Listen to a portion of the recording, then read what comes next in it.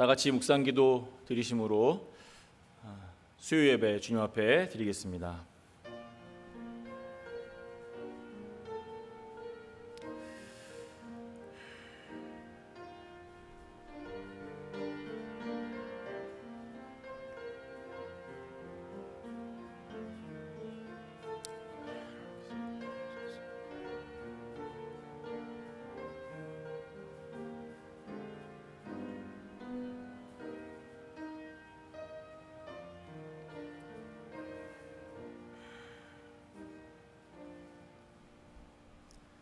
살아계신 아버지 하나님 감사합니다.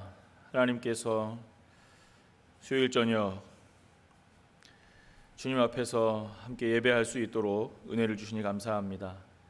각 가정에서 또 영상 앞에 드리는 예배이지만 하나님을 바라보며 하나님을 인식하며 하나님 앞에서 드려지는 예배이기를 소원합니다. 하나님 이 시간 각자의 자리 가운데 또 각자의 마음 가운데 찾아가 주시고 만져주시고 만나주시는 놀라운 은혜를 경험하는 시간 되게 하여 주시옵소서. 주님께 이 시간을 온전히 의탁하오며 살아계신 우리 주 예수님의 이름으로 기도합니다. 아멘.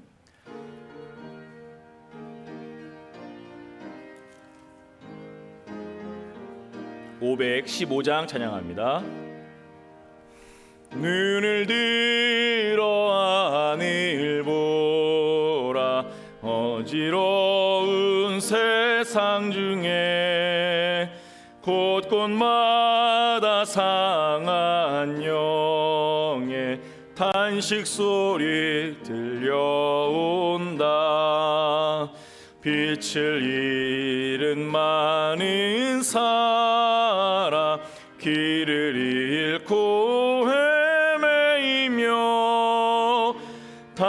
당자처럼 기진하니 믿는 자여 어이할꼬. 눈을 들어 하늘 보라. 어두워진 세상 중에 외치는 자만 컷많은 생명수는 말랐어라. 죄를 대속하신 주님, 선한 일꾼 찾으시나.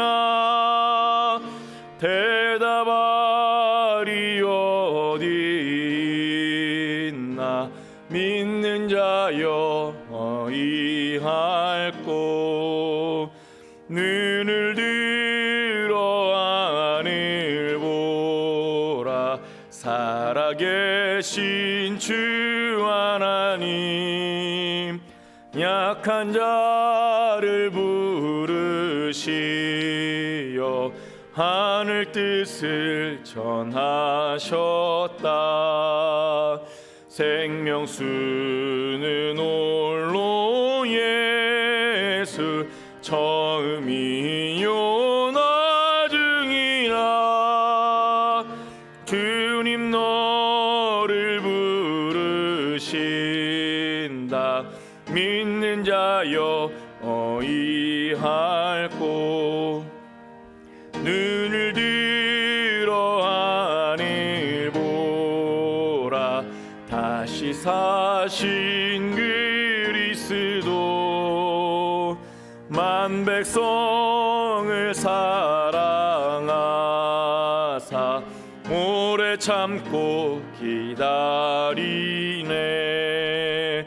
인내하신 우리 구주, 의의 심판하시는 날 곧 가까이 임하는데 믿는 자여 어이할꼬. 아멘. 하나님 말씀은 사도행전 1장입니다. 신약성경 사도행전 1장 6절부터 8절까지 말씀입니다.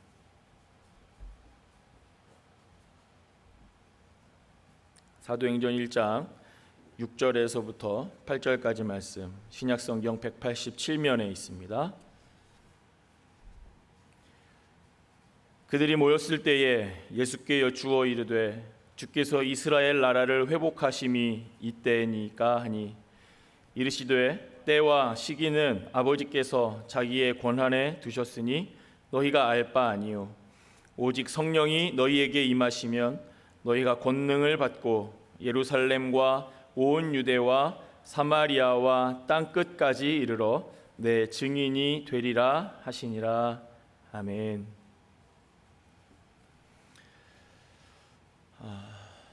할렐루야, 반갑습니다. 다시 영상으로 수요 예배를 드리게 되었습니다. 마음을 좀 잘 지키시고 또 잘 정돈하여서 함께 예배할 수 있기를 소망합니다. 가정에서건 차에서건 혹은 걷는 중이건 이 영상을 통해 함께 예배하는 우리 모든 성도님들의 마음과 삶에 하나님의 참된 위로와 또 평안이 함께 하시기를 간절히 바라고 또 소망합니다.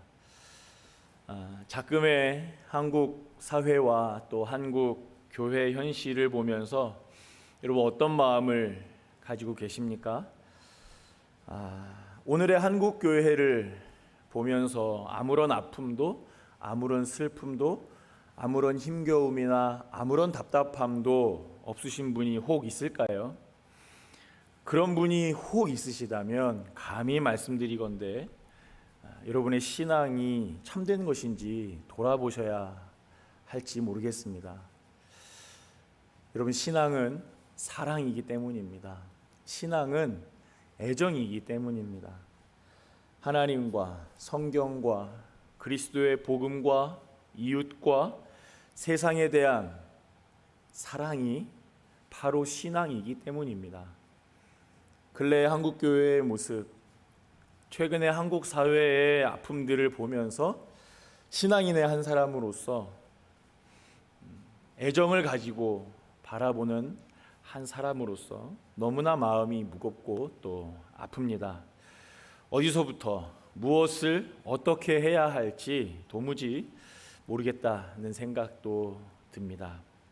아마도 많은 분들이 저와 비슷하거나 혹은 더 깊은 아픔을 안고 계시리라고 생각을 합니다.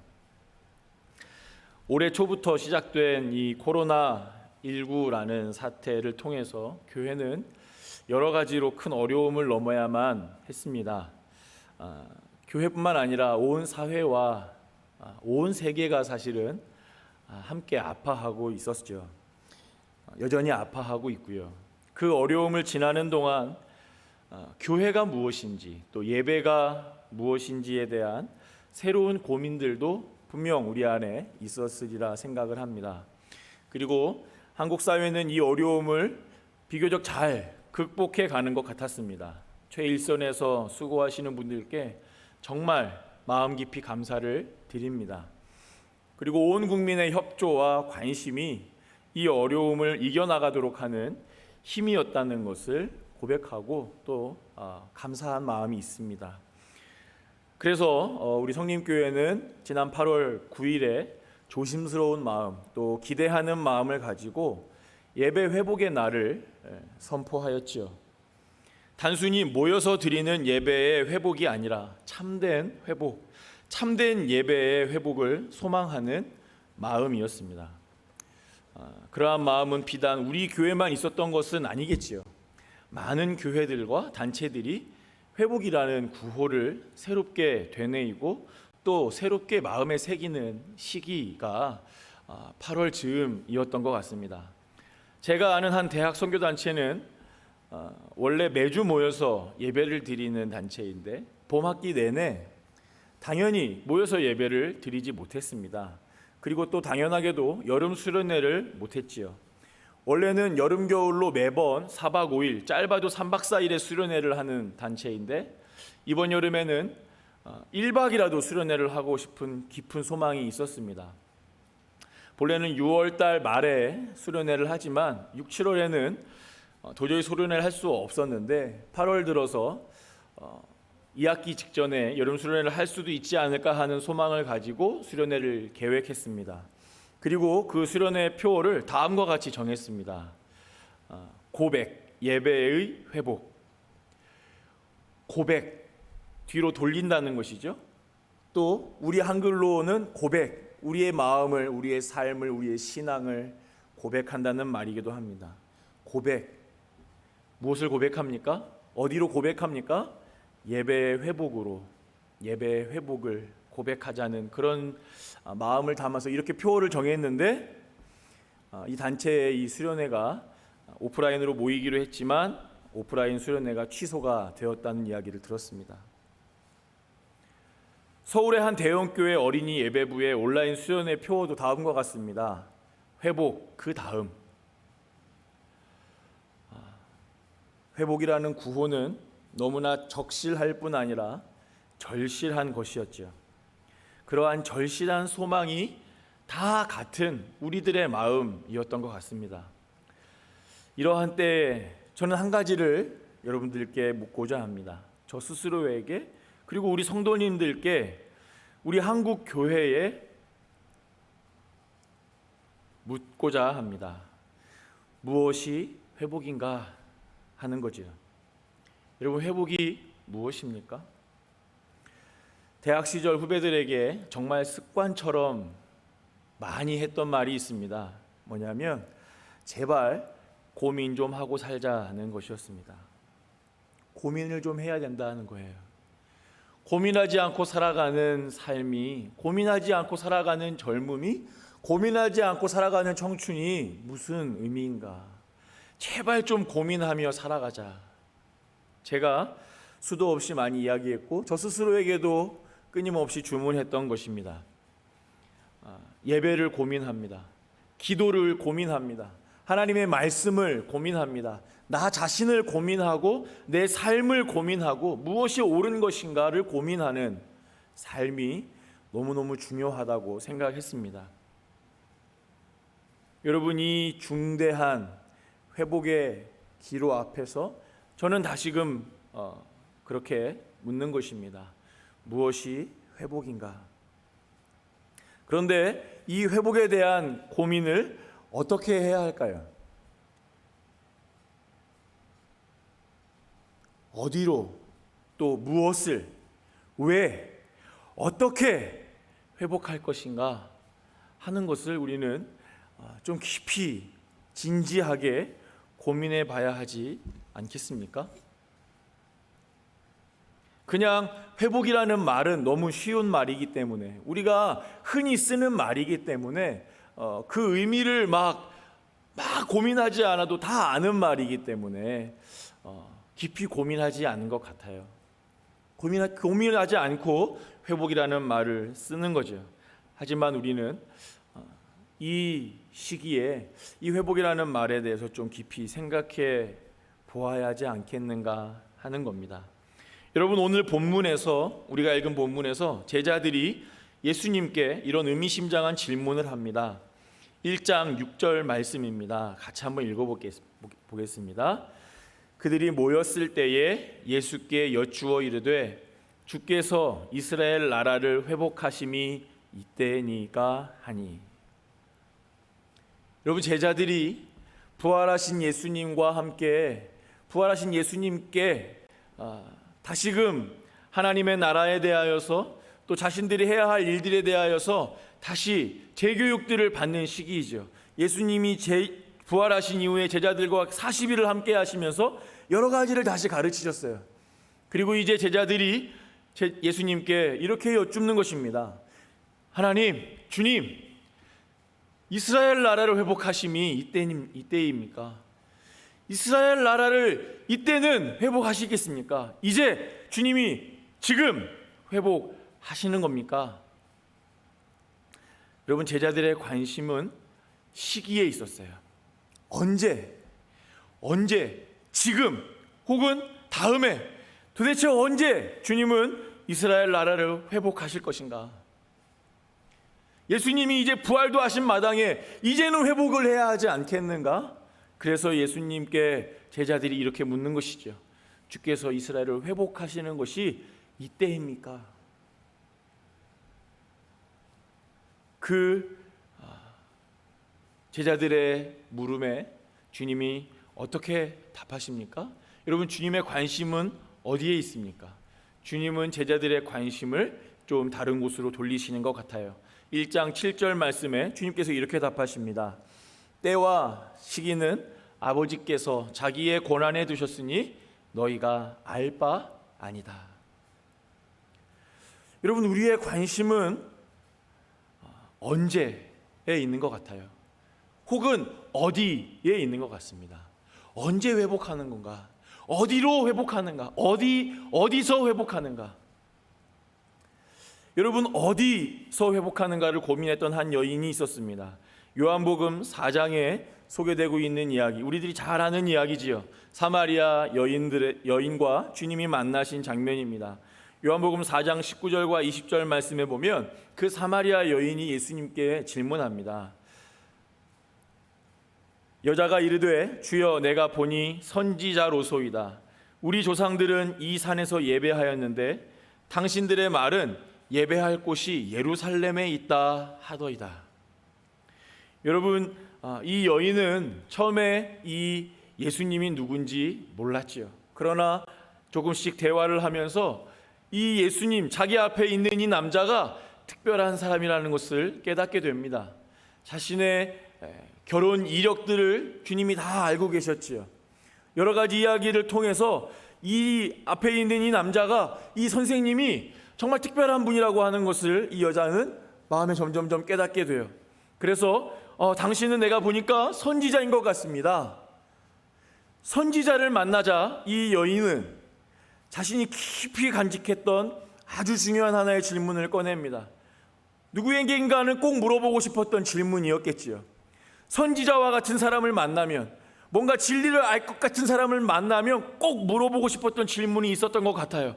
그러니까 그 자기 앞에 있는 사람이 선지자라고 하는 것이 깨달아지자마자 이렇게 질문을 하는 겁니다. 그 여인의 마음 깊은 곳에 있었던 질문이에요. 우리의 조상들은 이 산에서 예배하였다. 그리심산을 아마 의미하는 걸 겁니다. 사마리아에 있는 산이지요. 우리의 조상들은 이 산에서 예배하였는데 당신들의 말, 유대인들의 말은 예배할 곳이 예루살렘에 있다 하더라. 어디에서 예배하는 것이 옳은가? 우리 사마리아인들은 이 그리심에서 예루살렘엔 가지도 못하고, 유대인들이 예루살렘에서 사마리아 사람들을 보는 걸 싫어하기 때문에 예루살렘엔 가지도 못하고 이 그리심에서 예배를 하고 있는데, 유대인들은, 당신들은 예루살렘만이 예배하는 곳이라고 말하니 도대체 어디에서 예배를 해야 한다는 말입니까? 이것이 여인의 깊은 오랜 고민이었어요. 사마리아인 선생들에게 아마도 물었을 겁니다. 그러나 시원한 답을 얻지 못했을지도 몰라요. 그것을 지금 자기 앞에 나타난 선지자와도 같은 이 사람에게, 예수님에게 질문하고 있는 것입니다. 어디서 예배해야 합니까? 이에 대해 주님이 뭐라고 말씀해 주십니까? 우리가 잘 아는 말씀입니다. 요한복음 4장 24절 말씀 함께 읽어보겠습니다. 시작. 하나님은 영이시니 예배하는 자가 영과 진리로 예배할지니라. 아멘. 주님은 여인의 관심을 돌려주고 계세요. 어디에서 예배하는가가 중요한 것이 아니라 어떻게 예배할 것인가, 그리고 누구를 예배할 것인가가 중요하다는 거예요. 예수님의 관심은 예배가 무엇인가 하는 겁니다. 어디에서 예배하는가가 중요한 것이 아니라 그 예배를 받으시는, 그 예배의 대상이 되시는 하나님이 누구이신가, 그것을 너희가 깨달아야 한다는 거지요. 사마리아에서 예배하건 예루살렘에서 예배하건 진정한 예배의 대상이신 하나님이 누구인지 모르면 그것은 어디에서 드리는 예배이든지 헛된 예배일 수밖에 없는 거예요.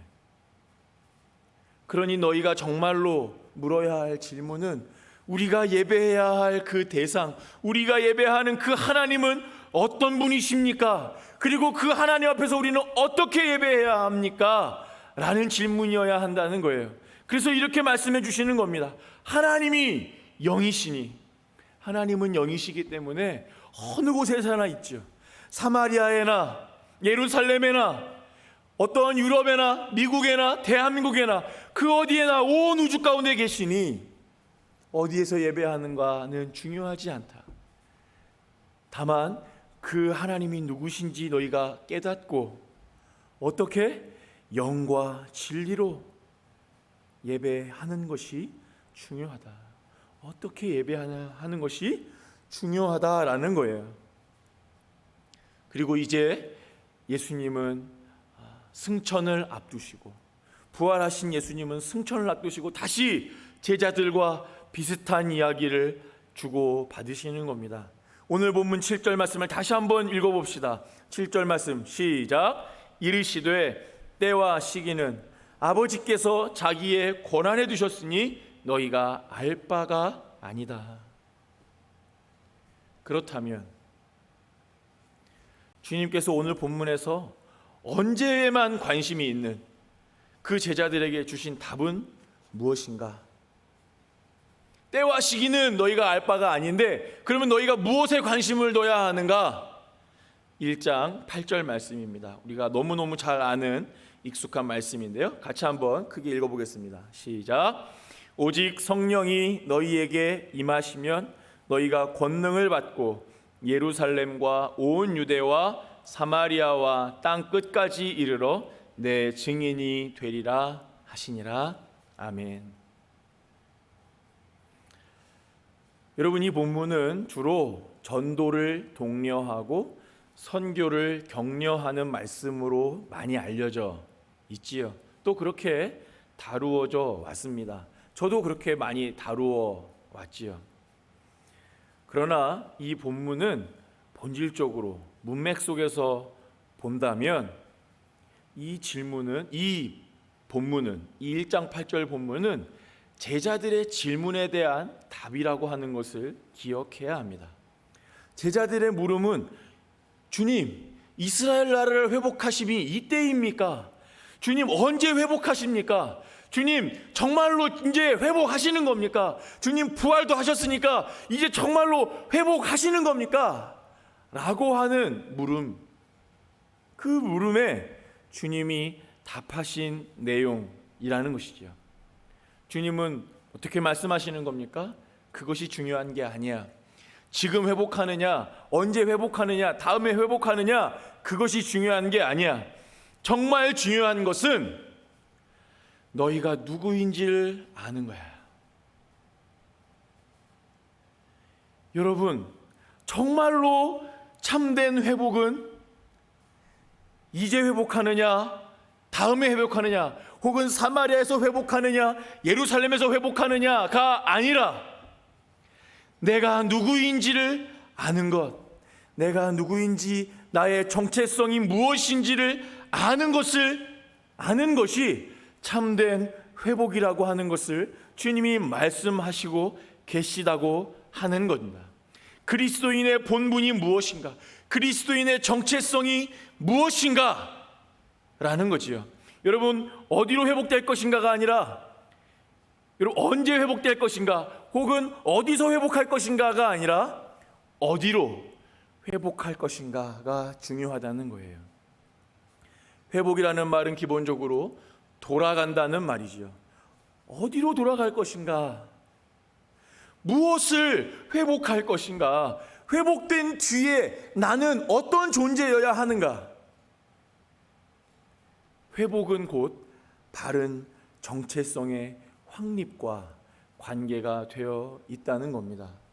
언제 어디에서 회복하느냐가 중요한 것이 아니라 무엇을, 어떻게, 어디로 회복하느냐. 주님은 그것을 이렇게 말씀하시는 거죠. 너희는 내 증인이 되어야 된다는 거예요. 그것이 언제이든 그것이 어디이든 너희는 내 증인이라고 하는 것이 중요한 거라는 거죠. 성령이 너에게 임하셔서 너희가 나의 증인으로 살아가는 것, 그것이 참된 회복이라고 주님은 말씀하고 계시는 것입니다. 여러분, 그렇게 어디로 회복할 것인가를 우리 교회 역사 가운데 정말 치열하게, 진지하게, 열렬하게 고민했던 한 인물을 우리는 알고 있습니다. 바로 종교개혁자 마르틴 루터입니다. 1517년에 종교개혁이 일어났습니다. 여러분, 그에게 개혁은 곧 회복이었어요. 개혁은 곧 회복이에요. 언제 어디가 중요한 것이 아니라고 하는 것을 루터는 잘 알고 있었습니다. 루터가 물었던 것은 어디로예요. 종교개혁자들이 물었던 것은 어디로 회복할 것인가 였습니다. 그래서 그들은 종교개혁의 기치를 이렇게 정했습니다. 아드 폰테스. 여러분, 이 아드 폰테스는 근원으로라고 하는 것입니다. 투 루트라고 하는 라틴어입니다. 아드 폰테스. 근원으로 돌아가야 된다고 그들은 생각했어요. 그리고 그 근원이 무엇인가? 그들이 생각한 근원은 바로 솔라 스크립투라, 하나님의 말씀으로 돌아가는 것이었습니다. 초대교회 성도들이, 그리고 예수 그리스도가 이 하나님의 말씀이 정말로 말하고 있는 것이 무엇인가? 천년의 시간 동안 교회 역사가 망쳐놓은 신앙의 많은 관습들이 아니라, 교황의 말이 아니라 정말로 하나님의 말씀이, 예수 그리스도가 무엇을 말씀하셨는가? 초대교회 성도들은, 예수의 제자들은 무엇을 붙들며 살았는가? 아드 폰테스, 근원으로 돌아가야 한다고 루터는, 종교개혁자들은 생각했던 것입니다. 여러분, 이것은 종교개혁의 기치이기도 했지만 15, 16세기 르네상스의 기치이기도 했던 것이지요. 근본으로 돌아가는 겁니다. 여러분, 회복은 어떤 방향을 상정하는 거예요.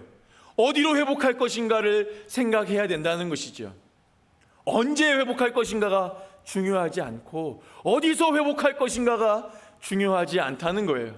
8월 9일에 회복할 것인가, 9월에 회복할 것인가, 12월에 회복할 것인가, 내년에 회복할 것인가가 중요한 것이 아니라, 교회에서 회복할 것인가, 집에서 회복할 것인가가 중요한 것이 아니라, 우리가 회복한 뒤에 어디로 갈 것인가가 중요하다는 거죠.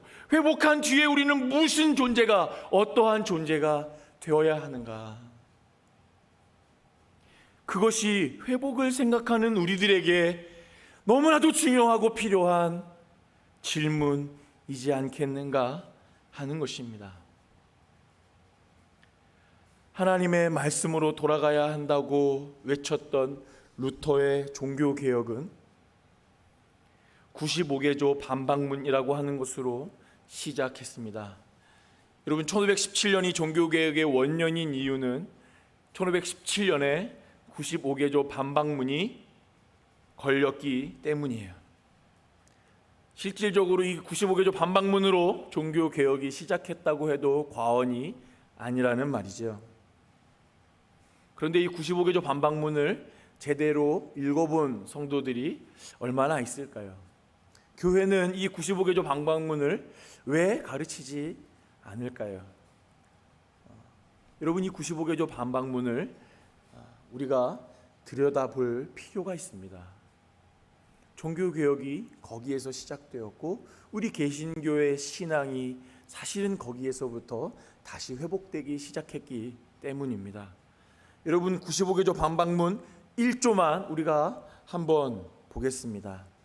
95개조 반박문 1조는 이렇게 이야기합니다. 우리의 주요 스승인 예수 그리스도는 회개하라 등을 말씀함으로써 믿는 자들의 모든 삶이 회개가 되기를 바랐다. 여러분, 이게 95개조 반박문의 1조예요. 그리고 95개조 반박문의 95개조에는 회개 혹은 돌아감 혹은 뉘우침이라는 말이 거의 모든 조목조목에 등장합니다. 회개에 대한 이야기를 루터는 하고 싶었던 거예요. 여러분, 회복은 바른 회개로부터 시작한다고 루터는 생각했습니다. 2017년에 종교개혁 500주년이었습니다. 그래서 저도 우리 교회에서도 또 여기저기 좀 교회들을 다니면서 종교개혁에 대한 강의를 하는 기회를 얻게 되었는데, 제가 이 종교개혁을 사람들에게 강의하면서 가장 많이 했던, 마치 주제와도 같이 이야기했던 말이 뭐였냐면 종교개혁은 회개개혁이라는 거였습니다. 여러분, 종교개혁은 회개개혁이었어요. 종교개혁은 무엇을 어떻게 바르게 회개할 것인가를 이야기하면서 시작되었고, 정말로 바른 회개가 바른 신앙, 바른 믿음을 갖게 한다고 하는 것을 이야기했던 것이 바로 종교개혁이라고 하는 것을 저는 이야기하고 다녔습니다. 여러분, 종교개혁은 회개개혁입니다. 사실 이 회개는 회복과 너무나도 맞닿아 있지 않습니까? 여러분, 우리는 회복을 부르짖으면서 회개는 생각하지 않는 것 같아요. 사랑하는 성도 여러분, 우리가 회복을 이야기하기 위해서 정말 꼭 넘어야 할, 정말 꼭 거쳐야 할, 정말 꼭 담아내고 또 끌어안고 품어야 할 한 가지가 있다면 그것은 바로 회개이지 않을까 저는 생각해 봅니다.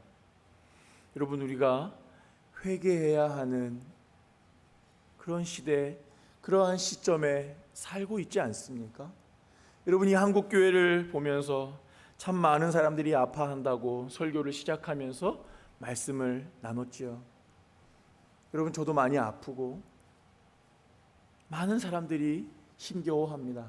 여러분, 뉴스를 보면서 그냥 우리는 혀를 차고 욕을 하고 탄식하고 답답해하고 화를 내기는 할 수 있을지언정, 정말 이것이 우리의 잘못이고 우리의 연약함이고 이 한국 교회의 죄악이라고 하는 것을 마음 깊이 회개하는 그러한 시간들은 얼마나 가져보셨는지요. 여러분, 지금 이 말은 여러분들에게 뿐만 아니라 저 자신에게 하는 말이기도 합니다. 우리는 회복을 이야기하면서 회개를 반드시 이야기해야 합니다. 신자의 삶은 바른 회개에서 시작되어야 하기 때문이에요. 예수님은 우리가 계속 우리의 전 삶이 회개하는 삶이 되기를 바랐다고 하는 것이 루터의 이야기였다는 것을 우리가 좀 기억하고 바른 회개를 통해서 회복하는 우리 모두가 되었으면 좋겠습니다. 말씀을 정리하겠습니다. 여러분, 회복 언제 혹은 어디, 그것이 중요한 것이 아닙니다. 언제 회복하는지, 어디서 회복하는지가 중요한 것이 아니라 정말 진정한 회복은 나의 본분을 분명히 아는 것, 나의 정체성을 기억하는 것, 내가 누구인지를 아는 것, 그것이 참된 회복이라고 하는 것을 이 시간 기억하시기를 바랍니다. 우리가 바르게 예배해야 하는 사람이라고 하는 것을 예수님은 그 사마리아 여인에게 말씀해 주셨지요. 예배하는 자가 우리의 본분입니다. 예배하는 자로 살아가는 것이 그리스도인의 정체성이에요. 승천하시기 전에 예수님은 또 제자들에게 무엇을 말씀하셨습니까? 너희는 나의 증인이야. 성령을 힘입어서 나의 증인으로 사는 삶을 살아. 그것이 언제인지가 중요한 것이 아니라 성령과 함께 너희가 나의 증인으로 살아가는 것이 중요한 것이야. 여러분이 주님의 말씀을 기억하시고 언제 어디서든지 예배하고 언제 어디서든지 주님의 증인으로 살아내는 삶을 사는 것, 그것이 회복이라고 하는 것을 기억하시고 교회에서든지 가정에서든지 직장에서든지 어디에서든지 예배하며 주님의 증인으로 살아가는 삶을 소망하는 저 여러분들이 다 되시기를 간절히 소원합니다. 또한 그러기 위해서 주님을 예배하는 예배자로 또 주님의 증인으로 살아내기 위해서 우리가 반드시 거쳐야 할 아픈 한 단계가 있다는 것, 진정한 회개의 시간, 진정한 회개를 통해서 주님 앞에 우리의 삶을 좀 내려놓고 곱씹고 뉘우치고 돌아서고 버려야 할 것들을 버리고 하나님 앞에 통회하면서 이 한국교회의 아픔은 나의 아픔이고 나의 죄악이고 우리의 죄악이기도 하다고 주님께 좀 고백하면서 끌어안으며 회개하는 그러한 회복의 삶이 되어야 한다는 것을 기억하시기를 바랍니다. 뉴스에 회자되고 있는 전모 목사의 그 모습을 보면서 혀를 차고 욕을 하는 것이 아니라 그와 우리는 달라, 저 사람은 나와 다른 신앙을 가지고 있어 라고 선을 긋는 것이 아니라 사실은 그 모든 것이 이 한국교회의 병이고 죄악이었다는 것을 좀 내가 끌어안고 우리들이 끌어안고 내가 끌어안고 주님 앞에 회개하면서 우리가 주님을 바르게 믿지 않았습니다. 우리가 주님을 바르게 예배하지 않았고 우리가 주님을 바르게 섬기지 않았고 우리가 주님의 바른 증인이 되지 못했습니다 라고 회개하며 나아가는 데서부터 회복이 시작된다고 하는 것을 기억하는 우리들이 되었으면 좋겠습니다. 우리가 아까 515장 찬양했지요. 515장 가사가 어떻게 됩니까? 눈을 들어 하늘 보라, 어지러운 세상 중에 곳곳마다 상한 영의 탄식 소리가 들려온다. 그때 믿는 자여 어이할꼬. 여러분, 믿는 자 된 여러분, 저와 우리들은 어떻게 할 것입니까? 여러분, 우리는 무엇 할 것입니까? 그 많은 영의 탄식 소리 앞에 우리가 정말 바른 회복을 해나아가는 우리 성림교회 모든 성도들 될 수 있기를 간절히 소원하고 또 축복합니다. 시간 같이 함께 좀 기도했으면 좋겠습니다. 우리의 삶에 참된 회복이 있기를 우리가 기도했으면 좋겠습니다. 한국교회의 참된 회복을 우리가 바라며 기도했으면 좋겠습니다. 우리 성림교회 회복뿐만 아니라 이 한국교회가 바르게 회복되어 갈 수 있게 주옵소서. 언제 어디서 회복하는지를 관심 갖지 않고 정말로 무엇을 어떻게 회복하는지 좀 고민하면서 참된 회복의 길을 갈 수 있도록 해달라고 기도했으면 좋겠습니다. 그리고 우리 성림교회에서부터 그러한 회복이 시작되게 해달라고, 우리 각자의 삶과 신앙이 회복되게 해달라고 기도했으면 좋겠습니다.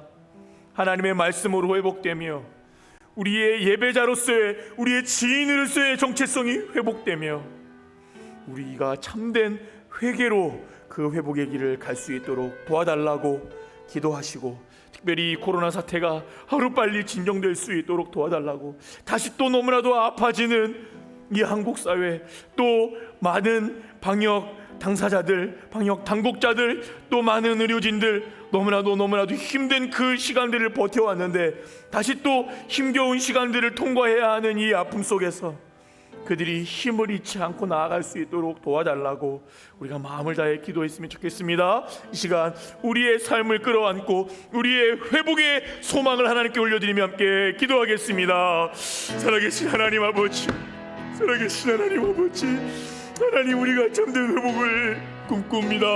하나님 아버지, 우리가 무엇을 회복해야겠습니까? 하나님, 우리가 어디로 회복해야 하겠습니까? 하나님 아버지, 우리가 바르게 하나님 아버지께 묻게 하여 주옵소서. 하나님, 엉뚱한 질문하지 아니하고 언제 어디서 회복할지가 중요한 것이 아니라 실제로 하나님께서는 이미 우리를 살리셨고 우리를 회복하셨고 주의 자녀로 우리를 바꾸셨사오니 이제 우리가 그 적재성을 바르게 인식하고 주의 증인된 삶을, 주의 예배자된 삶을 참으로 우리가 살아내는 것이 참된 회복인 줄로 알고, 하나님, 우리가 우리의 삶에서 우리의 자리에서 어디에서든지 하나님 아버지 그렇게 회복된 자로 살아갈 수 있는 그런 우리 모두가 될 수 있게 하여 주옵소서. 하나님이 한국교회가 되게 하여 주시옵소서. 하나님 아버지, 한국교회 가운데 너무나도 큰 아픔이 있습니다. 하나님, 그것이 우리의 죄악이었습니다. 우리의 어리석음이며 우리의 미련이며 우리의 불신이며 우리의 신앙 없음이며 우리가 바르게 이 땅에서 빛과 소금으로 주의 증인된 자로 살지 못하였기 때문에 벌어진 많은 아픔들입니다. 우리의 병입니다. 하나님 아버지, 우리가 그것을 끌어안기를 원하오니 하나님 아버지, 우리가 그것을 끌어안고 회개의 자리로 나아가오니 하나님 아버지, 우리를 용서하여 주시옵소서. 우리를 용서하여 주시고 우리를 불쌍히 여겨주시고 우리를 긍휼히 여겨 주시옵소서. 우리 가운데 있는 아픔을 하나님 아버지 불쌍히 여기시고 다시금 싸매시며 다시금 치유하시며 다시금 낫게 하시며 하나님의 자녀로 살아가는 한국교회 또 우리 모든 성도가 될 수 있도록 주님 역사하여 주시옵소서. 아버지 하나님, 감사합니다. 예수님의 이름으로 기도드리옵나이다. 아멘. 하나님 아버지, 우리가 무엇을 어떻게 회복하며 어디로 회복해 가야 할 것인지 좀 더 진지하게 깊이 묻고 그렇게 나아갈 수 있도록 주님 도와 주시옵소서. 하나님, 우리가 바라봐야 할 그 회복의 지점들을 바르게 볼 수 있도록 주님 도와 주시옵소서. 우리의 눈을 열어주시고 우리의 마음을 열어주시고 우리가 정말로 하나님의 말씀 안에서 그 회복의 길들을 바르게 걸어갈 수 있도록 주님 인도하여 주시옵소서. 여러분, 주님, 이 회복은 이미 우리에게 주어졌으며 시작되었으며 계속되는 것임을 우리가 좀 마음에 깊이 새기고 우리의 삶에 참된 회개,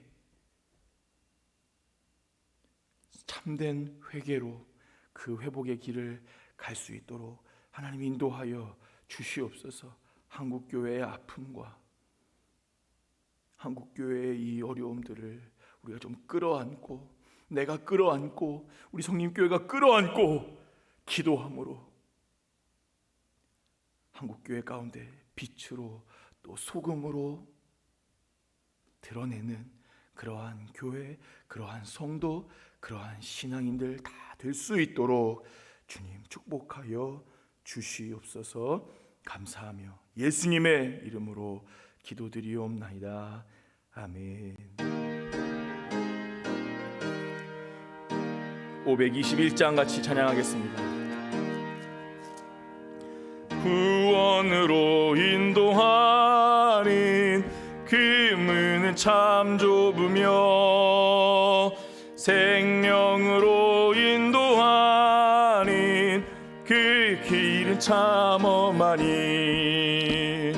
우리 몸에 지워있는 그 더러운 죄짐을 하나 없이 벗어놓고 힘써서 들어갑시다. 구원으로 인도하는 그 좁은 문 들어가 영생으로 인도하는 그 생명길 갑시다. 이 세상에 많은 사람 큰 문으로 들어가